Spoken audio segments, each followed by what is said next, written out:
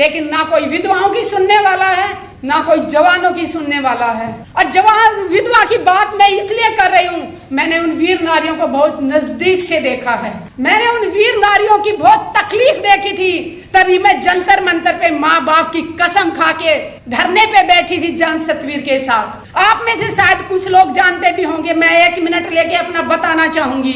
मैंने 810 दिन relay hunger strike किया था।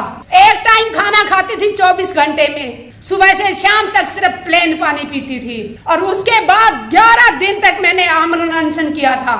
और वहां पे बैठी थी तो माँ बाप की कसम खा के बैठी थी, किसान की बेटी हूँ और एक सैनिक की पत्नी हूँ तो पीछे हटने वाली नहीं थी।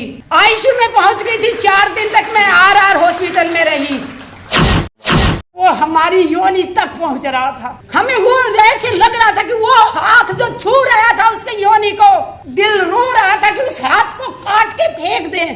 शर्म आनी चाहिए, सत्ता में बैठे लोगों को शर्म आनी चाहिए, और खासकर जिस पार्टी की महिलाओं को शर्म आनी चाहिए। अरे वो इतनी गुलाम है कि इस पार्टी की, एक महिला होने के नाते उन्होंने एक शब्द नहीं बोला, चाहे वो पहलवानों को घसीटा गया हो, चाहे किसानों के ऊपर, जिंदा किसानों के ऊपर गाड़ियां चढ़ा दी गई हो। तकलीफ होती है, बहुत तकलीफ होती है, लेकिन ये ज्यादा दिन तक चलने वाला नहीं है। पाप का घड़ा इनका भरने वाला है।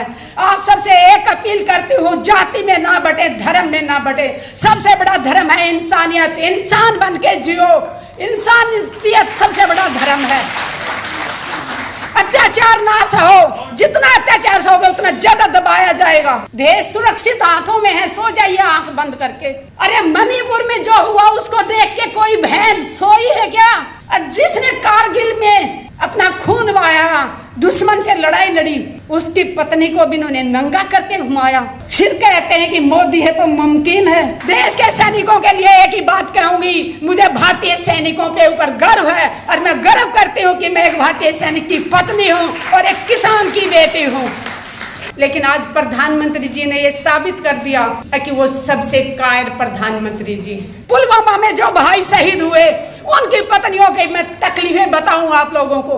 वो शहीद हो जाता है, विधवा हो जाती, वो एक ठीक है, अलग बात है। वो देश के लिए बड़ी गर्व करती है कि मेरे आदमी ने शहीदी दी, गर्व महसूस करती है। लेकिन उस विधवा को कितनी तकलीफों से गुजरना पड़ता है। हमारा समाज उस विधवा को अशुभ मानता है। जब ब्याह शादी होती है तो उस विधवा को सभी प्रोग्रामों से दूर रखा जाता है। कहा जाता है ये तेल नहीं चढ़ाएगी, ये हल्दी नहीं चढ़ाएगी, ये तो विधवा है। मैं देश की मातृ शक्ति से अपील करती हूँ, विधवाओं का ऐसे तिरस्कार ना करो। उन्होंने अपने सुहाग को देश के लिए दिया है। अरे वो अशुभ कैसे हो सकती है? उसने अपना सिंदूर कुर्बान कर दिया देश के लिए, और उसको कहा जाता है कि तू तेल नहीं चढ़ाएगी, तू किसी को टीका नहीं कर सकती, तू पूजा में नहीं बैठ सकती, कि तू अशुभ है। अशुभ तो ये लोग हैं जो दिखावा करते हैं, मुंह में लड्डू खिलाते हैं सैनिकों के और पीठ में छुरा घूंपते हैं। अगर ये सच्चे होते तो आज तक पुलवामा के ऊपर कमेटी क्यों नहीं बनाई?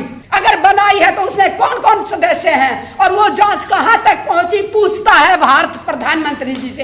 और प्रधानमंत्री जी कब तक भागोगे देश के सवालों से? इनके सांसद जब भी कोई सवाल करता है, चाहे PT उषा मैम से मैंने सवाल किया था जंतर मंतर पे तो वो भाग गई थी, मीनाक्षी लेखी से बात की तो वो भाग गई थी। जिससे भी सवाल करते हैं वो भाग रहे हैं। आज देश का बच्चा बच्चा जाग चुका है, प्रधानमंत्री जी से सवाल पूछेगा और आज नहीं तो कल प्रधानमंत्री जी को देना होगा, जवाब देना होगा। दुख होता है जब सैनिकों के नाम पे वोट मांगने जाते हैं। पुलवामा इनकी कमजोरी के कारण हुआ। इंटेलिजेंस का कान और आंखें बंद करके सोया हुआ था। अगर वो ईमानदारी से अपना काम नहीं कर रहा था तो सरकार क्या कर रही थी? और अगर इंटेलिजेंस ने अपनी रिपोर्ट दी थी तो वो किसको दी थी? और उसके बाद सरकार में बैठे लोगों ने संज्ञान क्यों नहीं लिया उस पे? क्यों नहीं? जब उनको पता चल गया था कि इस रास्ते से जाने से विस्फोट हो सकता है, तो जिसने भी एयरलिफ्ट से जाने से मना किया, परमिशन देने से मना किया, उसका नाम देश के सामने आना चाहिए।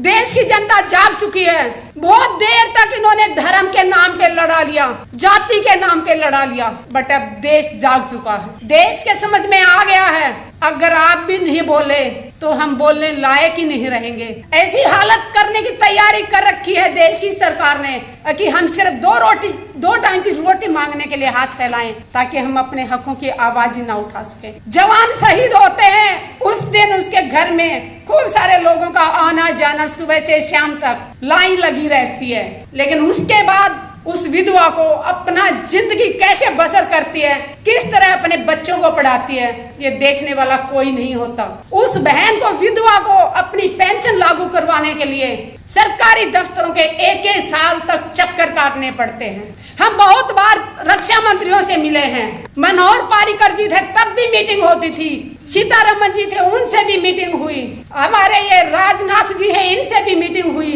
लेकिन हमेशा वादा किया जाता है कि हाँ हम सब ये किया जाएगा, लेकिन ना कोई विधवाओं की सुनने वाला है ना कोई जवानों की सुनने वाला है। और जवान विधवा की बात मैं इसलिए कर रही हूँ, मैंने उन वीर नारियों को बहुत नजदीक से देखा है, मैंने उन वीर नारियों की बहुत तकलीफ देखी थी, तभी मैं जंतर मंतर पे माँ बाप की कसम खा के धरने पे बैठी थी जान सतवीर के साथ। आप में से शायद कुछ लोग जानते भी होंगे, मैं 1 मिनट लेके अपना बताना चाहूंगी। मैंने 810 दिन रिले हंगर स्ट्राइक किया था, एक टाइम खाना खाती थी 24 घंटे में, सुबह से शाम तक सिर्फ प्लेन पानी पीती थी, और उसके बाद 11 दिन तक मैंने आमरण अनशन किया था। और वहां पे बैठी थी तो माँ बाप की कसम खा के बैठी थी, किसान की बेटी हूँ और एक सैनिक की पत्नी हूँ तो पीछे हटने वाली नहीं थी। आईसीयू में पहुंच गई थी, 4 दिन तक मैं RR हॉस्पिटल में रही और मुझे बलात्कार की धमकी दी गई। और जब मैं FIR दर्ज कराने जाती हूँ, उस थाने की महिला SHO कहती है कितने चक्कर काटोगी, छोड़ो, ऐसे तो धमकियां मिलती रहती हैं। मैंने कहा जितने भी चक्कर काटने पड़े, जिसने मुझे बलात्कार की धमकी दी मैं उसको जेल भेज के रहूंगी। आप यकीन मानेंगे 14 महीने बाद मेरी FIR दर्ज की, मैं दिल्ली की बात कर रही हूँ, और वो भी तब मैं महिला आयोग गई, साइबर क्राइम गई, दोनों तरफ से दबाव पड़ा। उसके बाद 14 महीने बाद वो FIR दर्ज की, और उसके बाद आज 30,000 कोर्ट में केस चल रहा है। आज तक नहीं ढूंढ पाए कि वो इंसान कौन था जो एक आर्मी ऑफिसर की पत्नी को बलात्कार की धमकी दे रहा था। जय जवान जय किसान।